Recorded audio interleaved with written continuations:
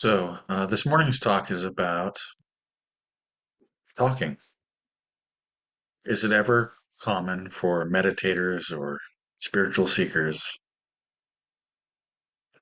to reach a point where normal, mundane, everyday conversation feels hollow or even painful? Do you ever get to a point where all you want to talk about is God or the spiritual path? Do Eastern religions like Vedanta or Buddhism say anything about this? The answer is yes. Eastern spirituality does speak about this both directly and indirectly, and this morning I'm going to share with you some relevant ideas from different traditions. In Advaita Vedanta, Viveka is the discriminative wisdom between the real and the unreal, between the changing and unchanging. And as discrimination deepens, the mind wants to naturally withdraw from worldly topics and becomes more dispassionate. One with an intense longing for liberation or enlightenment often avoids worldly conversations not out of arrogance, but because it causes a kind of mental distraction or suffering.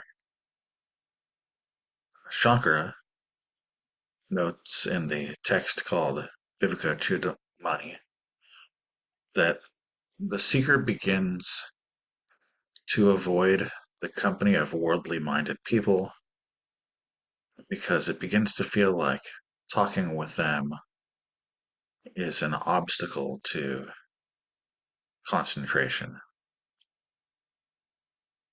And in many yogic traditions, especially those focused on renunciation, there is the concept of fasting, but not just fasting from food, but fasting from distractions. And this includes avoiding useless or worldly speech.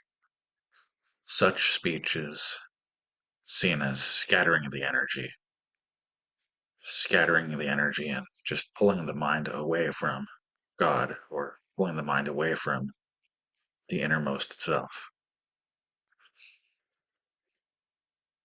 In early Buddhism, there's a concept of noble silence, which is silence kept by practitioners so they can see more deeply into the nature of reality, again, without distraction. For these individuals, the mundane type of just chattering away, it not only serves no purpose, but it feels almost unbearable because one can sense it's just perpetuating illusion, perpetuating suffering. Buddha himself often remained silent when people would make speculative debates or ask irrelevant questions. In Mahayana Buddhism, bodhisattvas might prefer deep contemplation or just listening to discourses on the Dharma, but many of the texts caution against becoming too reclusive because it can lead to detachment from compassion, lead to no compassion at all. That said, there are phases in the path of the bodhisattva where they do go into long retreats for years because normal human life and normal human conversation becomes too dense, almost karmically charged, negatively charged with negative karma. And they try not to engage with that for a while until they're more purified or more developed. In Dzogchen and in Kashmir Shaivism, there's a concept that after one tastes the natural state of self awareness, everything else can feel like a painful contraction. It's not aversion exactly. It's not aversion, it's actually a kind of sensitivity. The practitioner's awareness becomes so subtle that ordinary speech and behavior feels jarring, feels like a fall from grace. And on the bhakti path, the devotional path, like in Vaishnavism or Shaiva Bhakti, it is said that the devotee becomes so absorbed in love for God that talking of anything else other than Krishna or Shiva causes a feeling of separation and sorrow that results from that. There are well known saints like Mirabai and Sri Ramakrishna who exhibited this state where worldly talk or concern was painful to them. So, the next question is, what does this mean for us? If we're experiencing this, what should we do? The main thing to know is that if this is happening to you, or happens to you sometimes, you're not alone. You're not alone at all. This is a known stage on the path. You might be entering a deeper phase of inner silence. You might be just craving spiritual companionship with other people who are like you. And you might be experiencing what they call a drying up of worldly karma. Same old things just don't do it for you. But this stage can also lead to some important questions. Can you remain compassionate with those who are not on the same path?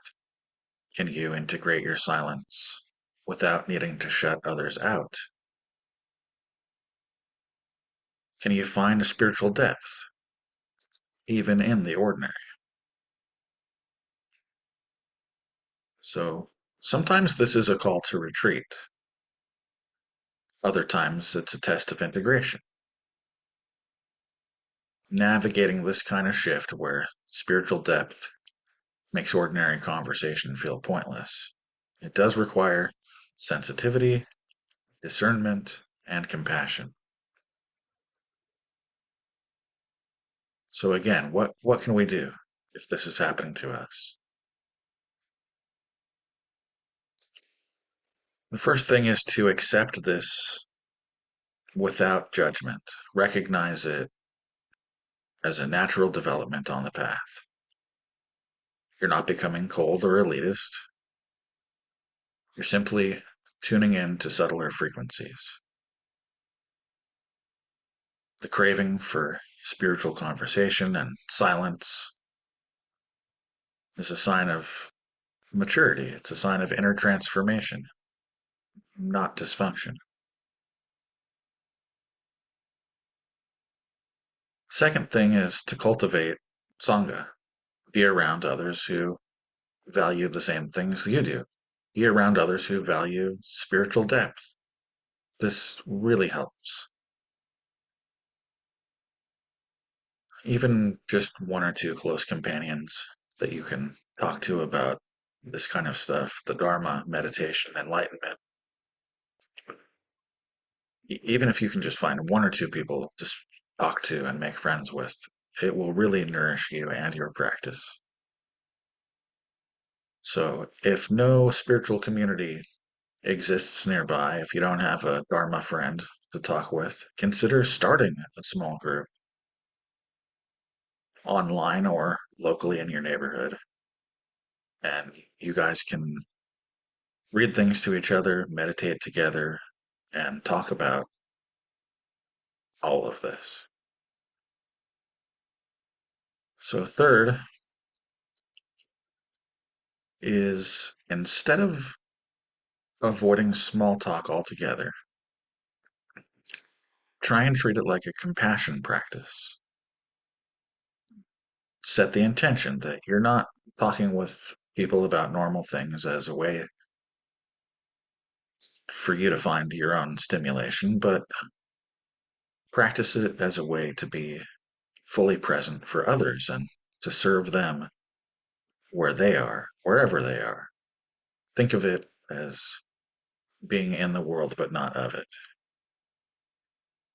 Try just deeply listening to people and being fully present. You can anchor your awareness to your breath, and there's no need to like avoid or escape the moment. Practice being fully present and compassionate. The fourth thing would be if you're good at making jokes or telling stories, you can use metaphors or poetry or humor to help bridge the gap. Sometimes trying to talk to people about spiritual things goes over their head, or they don't know the lingo, and so whatever you're trying to say just doesn't land. It doesn't fit in their lap. It's like in one ear and out the other. But if you can use language that resonates with them, you can form a connection, even if it's not overtly spiritual. You can use a story or a movie reference to point to these same deeper truths without needing to teach them anything. Fifth is just to embrace silence more deliberately. If speech becomes painful, honor your desire for silence. Take daily or weekly vows of silence. Take short solo retreats, like even just for an afternoon, go off by yourself. Or just be more careful about taking time for yourself so that it just naturally cuts down on unnecessary communications. In this way, you're not being antisocial, you're just creating more space to deepen your center and make time for what you need, which is sometimes just quiet.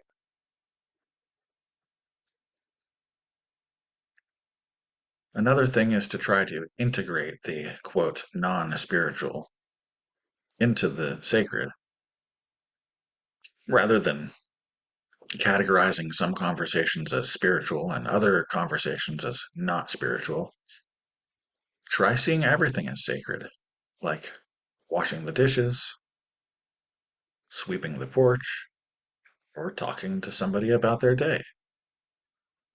All of it can be spiritual if you're in the right mood. So try this mindset shift.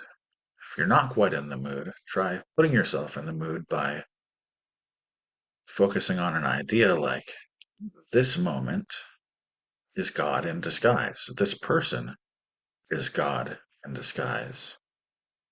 Something like that should help.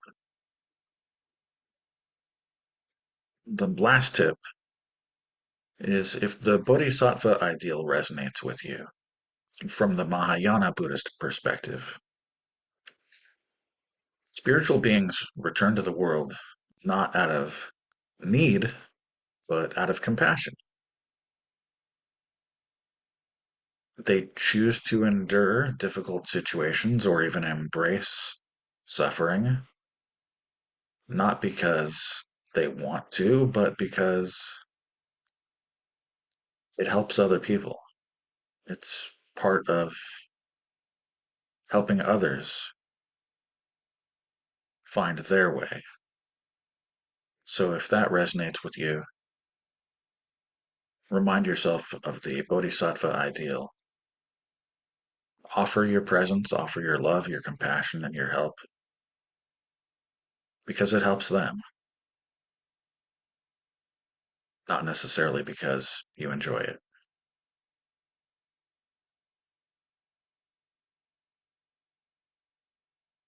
So that's the talk for this morning. What happens when all we want to talk about is spirituality?